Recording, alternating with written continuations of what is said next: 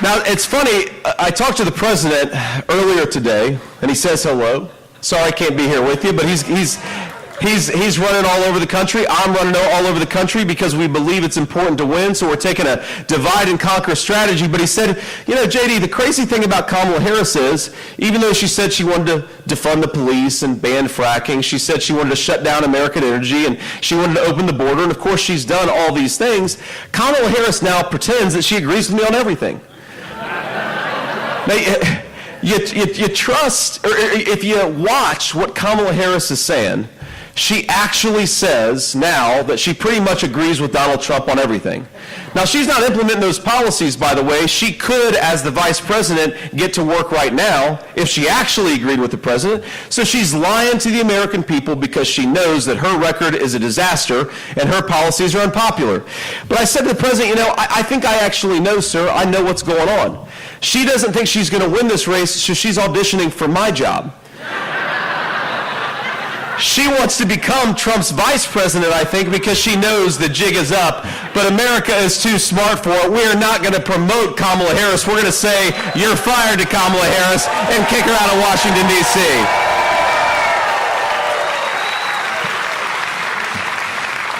So I want to just tick through what her policies have done to the American people, and I want to tick through what Donald Trump's policies have done and will do again for the American people. You know, 60% of Wisconsin businesses aren't hiring right now. That's because of Kamala Harris's policies. Is that a good idea? No. 70% of Wisconsin workers say that their pay has not kept up with the price of housing and the price of groceries. Is that a good thing? No. Over $11,000. That is what it costs the average Wisconsin family to buy today what they could have bought 3 years ago. Is that a good thing for Wisconsin families? And so Kamala Harris now wants a promotion. Are we going to give it to her? Absolutely not. We're not going to give it to her. Now, Kamala loves to talk about her tough-on-crime experience. She says that she was a tough-on-crime prosecutor. When you look at the record of Kamala Harris is that she has been the best friend to the Mexican drug cartels that they have ever asked for. And you ask, why are our communities flooded with fentanyl? It's because of Kamala Harris. And why is it that hospital wait times have gone up? It's because Kamala Harris let in 25 million illegal aliens. And why can our municipal governments not afford to pay their police officers? Because Kamala Harris has got them paying for the health care of illegal aliens. This is not a program, ladies and gentlemen, that works for American workers. This is a program that works for people who shouldn't even be in this country in the first place. And Donald Trump, by the way, Donald Trump has got a different message to the 25 million people who are here in this country illegally. Pack your bags. You're going home in 6 months.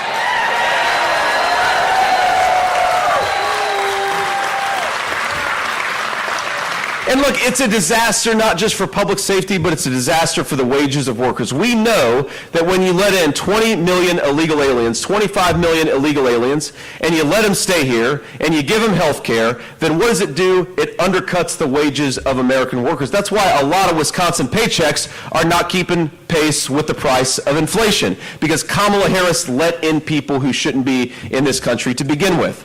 That is what she has done. And let's just offer a little bit of a study in contrast here, because, my friends, it doesn't have to be like this. We can do better. This country can do so much better. We just need the leadership of Donald J. Trump, and that's exactly what we're going to do because of the people in this room. Now, compare and contrast. Compare Kamala Harris, opened the border, suspended deportations on day one, and stopped Donald Trump's Remain in Mexico policy. When Donald Trump is president, we're going to re-implement deportations, re-implement Remain in Mexico, and tell people they got to go back where they came from and come through the proper channels.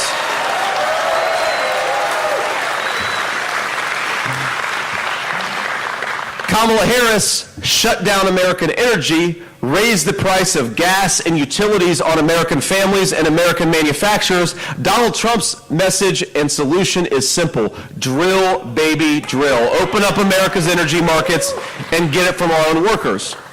Now, Kamala Harris wants to tax the people in this room to send money to Chinese-made electric vehicles.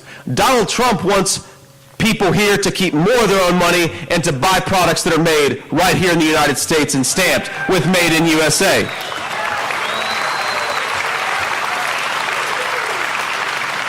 And finally, Kamala Harris would like to reward the companies that ship jobs overseas and raise your taxes. Donald Trump wants to cut your taxes and punish the companies that are doing business with the communist Chinese. Let's reward American manufacturers, not the corrupt businesses that are getting rich from Chinese slave labor. It's simple. It's common sense stuff. So I want to take some questions from the media here in just a second, but I want to leave you with one final thought here because, you know, getting to run for the Vice President of the United States is the greatest honor of my life. It's the coolest thing. I get to fly around and drive around and see this country from a totally different perspective. And let me tell you the good news, my friends. The good news is we have the most beautiful country in the entire world. The good news is we have got natural resources that are the envy of the entire world. It's amazing. The Chinese and the Russians would kill for the stuff that we have right here in Wisconsin and all across our great country. We have the best workers and the best families anywhere in the world. And by the way, we've got the proudest cultural and historical traditions I believe that exist anywhere on the face of the earth. That is what we have going for us. The only thing that is broken about this country is our failed leadership. And that's why we got to fire Kamala Harris, replace her with Donald J. Trump, and get some leadership in this country that is equal to the job of leading the American people.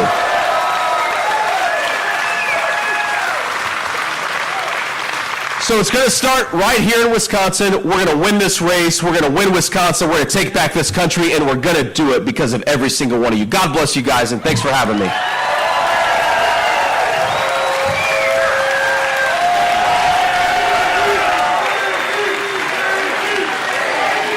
Thank you. Thank you, thank you, thank you. Here, y'all want to see me take some questions from the media? All right. Let's do it. Now, I always say I'd like to start with the local reporters and the local TV channels if we can. So let's start there. We'll take some questions from the national folks after that. Senator Vance, Carl Winter from NBC 26 here in Green Bay. Hey, Carl. Robert F. Kennedy Jr. will remain on the ballot here in Wisconsin. The Wisconsin Election Commission says, despite him trying to get off of it in swing states. How do you think that affects yours and former President Trump's campaign? Well, first of all, are we thrilled to have the endorsement of RFK and Tulsi Gabbard? We are.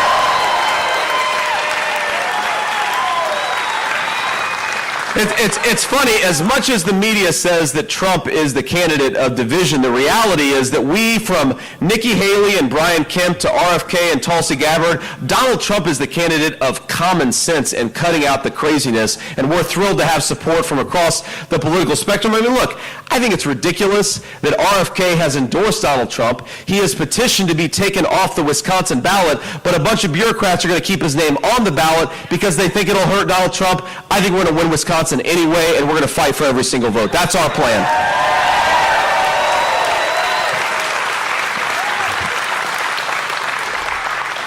Next question. Hi, Senator Vance. Paul Stino from CBS here in Green Bay.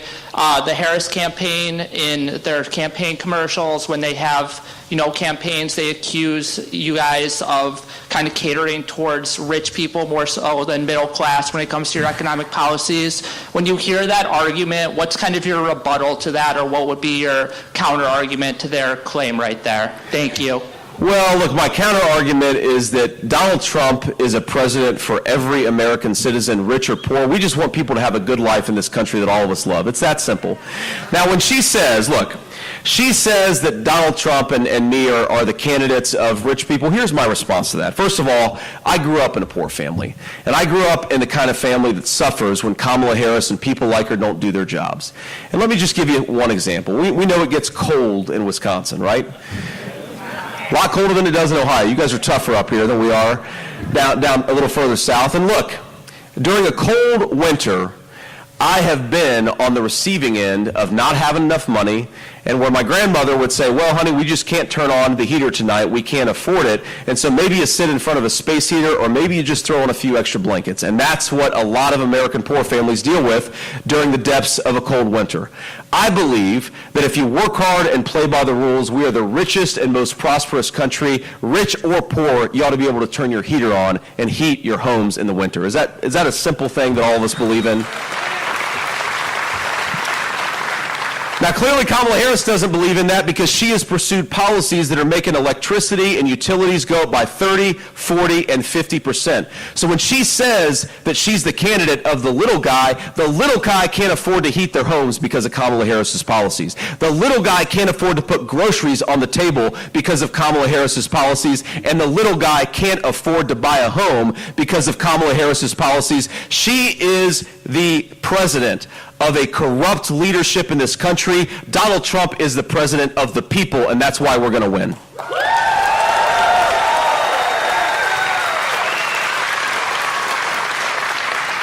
Next question. Senator Ben Crumholz with Fox 11 in Green Bay. What do you want to see happen with abortion?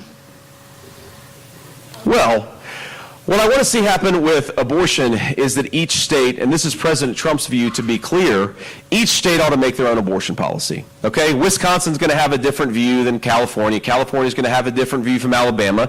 And what the president has been very clear about is he wants the voters to make those decisions in each individual state, and his government is going to focus on lowering prices for American families. His government is going to focus on closing down that southern border and stopping the flow of fentanyl and crime into our communities, and his government is going to focus on bringing peace and stability back to the world. I recognize that a lot of people don't agree with my views on abortion. A lot of people may not agree with President Trump's views on abortion, and I think that's why what the president has said makes a lot of sense. We need to let the voters of the individual states make these decisions. Now, by the way, that is not Kamala Harris's view. Kamala Harris wants to shut down Christian hospitals who don't agree with her radical agenda. Kamala Harris would like to force taxpayers to pay for late-term abortion, and I think that's despicable, certainly despicable to make taxpayers pay for it. So when Kamala Harris says that we are the extremists on abortion, she is the one that wants to force her radical abortion policy down the throats of the whole country. It's ridiculous, and I don't think the American people buy it.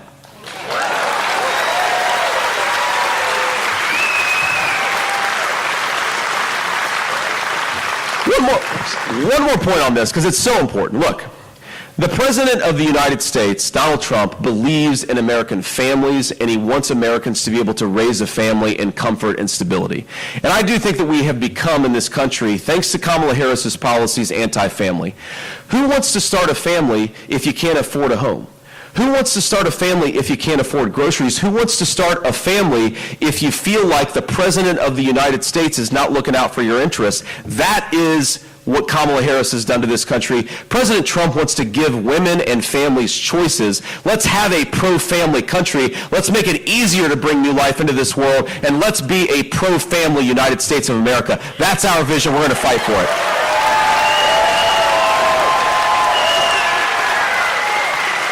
Thank you. Next question. Hi, Senator. Jason Zimmerman from Action 2 News. First of all, how do you solve the crisis between Israel and Hamas and put an end to that conflict? And how concerned are you about the tension building between Israel and Iran right now? Well, look, I worry about the tension a lot because Kamala Harris has given the Iranians billions of dollars, and they keep on buying weapons and attacking not just Israelis, but they keep on attacking Americans. It's crazy. Stop giving bad guys money. It's not that complicated. It's a very simple principle in American diplomacy. The second thing that I say is, look, it is not our business to micromanage Israel's war in the Middle East. Hamas is an evil organization. Thank you. Hamas is an evil organization. What we should be doing as an ally of Israel is empowering them to wipe Hamas off the face of the earth and get this war over. It's very simple.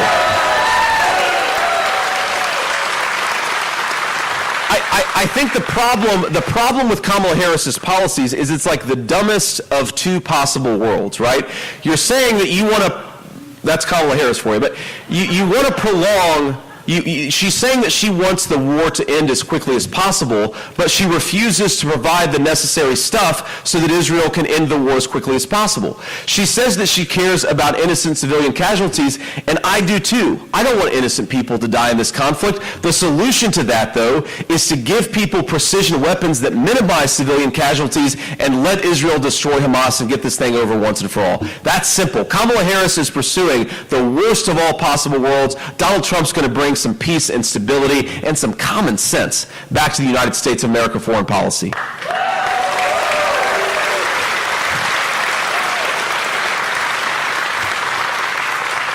Next question. Hi, Senator Vance.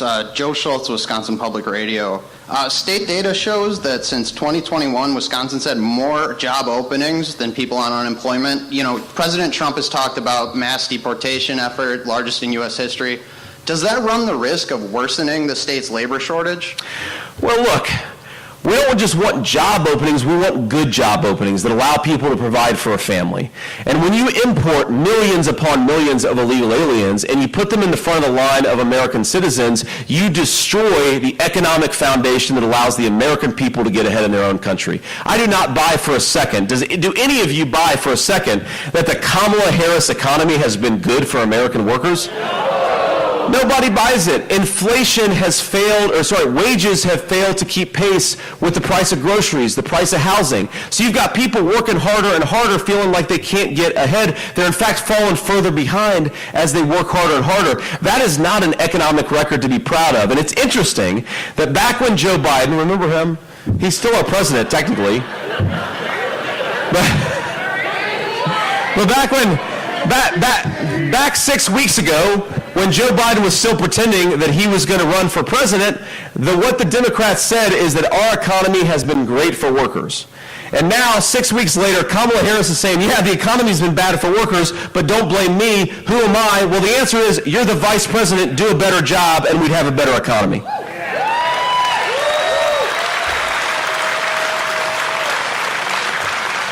Next. Aaron Pellish with CNN. Thanks for taking my question. You're speaking at the Firefighters Union. You're speaking at the Firefighters Union convention tomorrow in Boston. I want to ask you a labor question, if you don't mind. Sure. 131 Republican members of Congress last year co-signed a bill supporting a national right-to-work law. I'm wondering how you feel about that law nationally. And then here in Wisconsin, there's also a right-to-work law.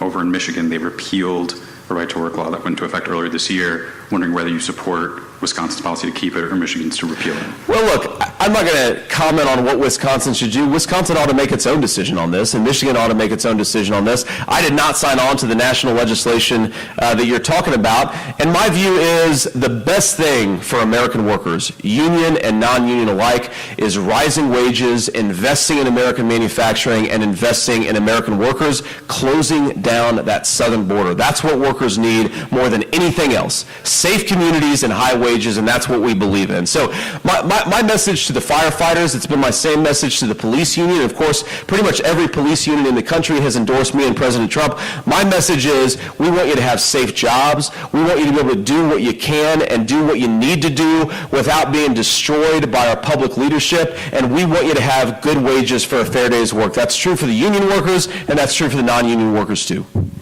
Next question. Yes, sir. Senator Vance, Garrett Tenney, Fox News. Opioid epidemic hits close to home for you. And we've seen over the last 4 years how every state has become a border state. Looking ahead, if there is a second Trump administration, what more would you do to address the opioid epidemic along the border, rather, or beyond just the wall? Would you be willing to go directly after the cartels in Mexico, in China, and how would you do that? Well, look, I adhere to President Trump's very simple principle.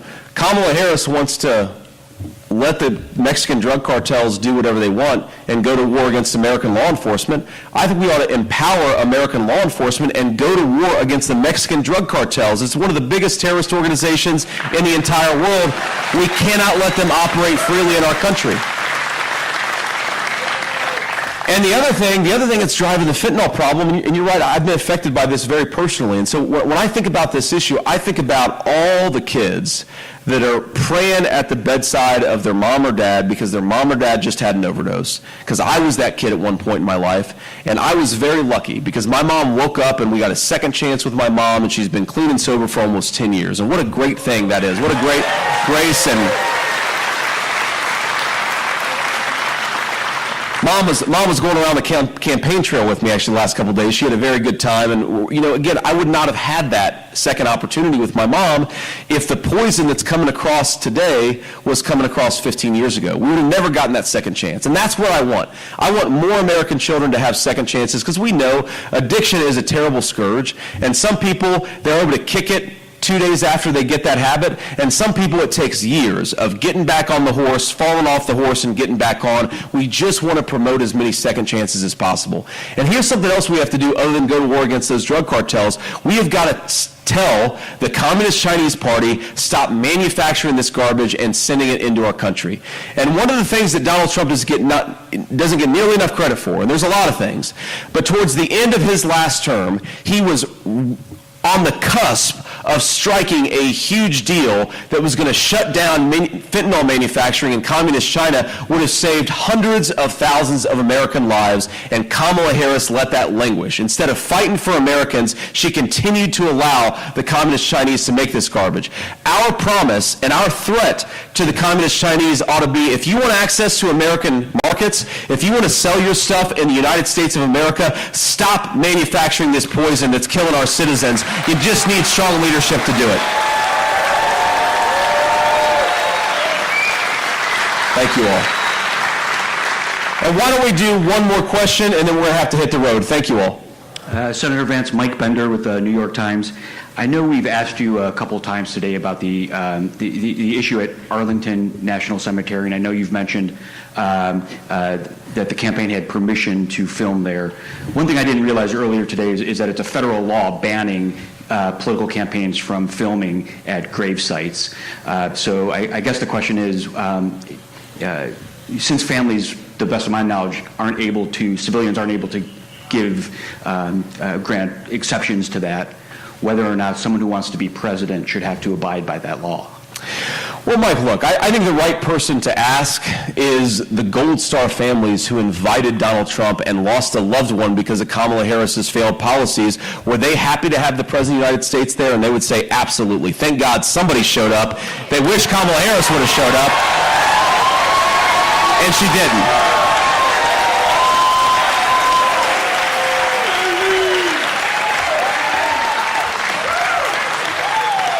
I mean, you guys in the media, you're acting like Donald Trump filmed a TV commercial at a gravesite. He was there providing emotional support to a lot of brave Americans who lost loved ones they never should have lost, and there happened to be a camera there, and somebody gave him permission to have that camera there. This is not a gross violation of federal law. This is a president who did what all presidents should do: show up and provide support to your own people.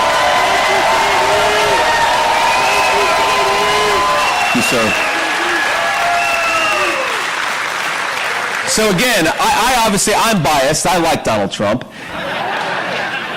And I know you all do too. But look, ask the Gold Star families. And if there is a scandal here, I cannot get over the press's obsession with this. Because what is the bigger scandal? That Donald Trump was invited to stand by a graveside and actually accepted the invitation, or that Kamala Harris let 13 brave Americans die because she's a failure of a leader? And why hasn't Kamala Harris fired anybody who was implicated in getting those 13 Americans killed? And why hasn't there been a real investigation about why those 13 Americans got killed? I think that's a much, much bigger problem, and that's where the media ought to focus, not on Donald Trump doing his job and showing up as a president should. So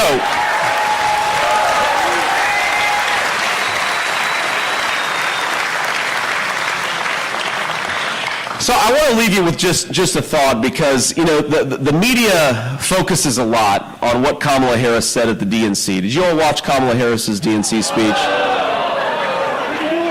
I knew what the answer was going to be. You all are smarter than I did, but I'm in this business, so I had to watch at least some of it. And she talked all the time about joy, about how joyous she was and how joyful she was. And as I was watching her, I was reflecting on the fact that 65% of our fellow citizens think the country is heading in the wrong direction. And a lot of our fellow citizens, especially the poorest Americans and a lot of our middle class people, they can't afford food, they can't afford a place to live. They're young people, young Americans want to be able to buy a house and they can't afford it. And I thought to myself, Kamala Harris has been vice president, I should say, for 3.5 years. And let's be honest, she's practically been the acting president because we all know Joe Biden isn't home. She's been the acting president for 3.5 years in this country, and her citizens are suffering. She should not be feeling joy. She should be feeling shame. And she should be looking herself in the mirror and asking how she could do a better job. And what we have in our campaign, it's not this fake joy of Kamala Harris. It's the very real hope that the best days of this country are ahead of us. And you know why the best days of this country are ahead of us? Because of you. Because we have the best people, we have the best workers, and we have an American president, Donald J. Trump, that is going to run and fight for you. He's going to work for you every single day. But if we want an American president who is equal to the task, and we want an American leader who deserves to be the leader of this great country, it's not going to happen. If we sit on our rear ends, we're going to have to work for it. And so what I want you to do is get out there and tell every person you know why you're voting for Donald Trump. Get your friends and your family to the polls. Drive, your elderly folks, your mom, your dad, get them to the polls. Do everything that you can. Because while the corrupt media and the bureaucrats and the people who have gotten rich off of American decline, they have chosen their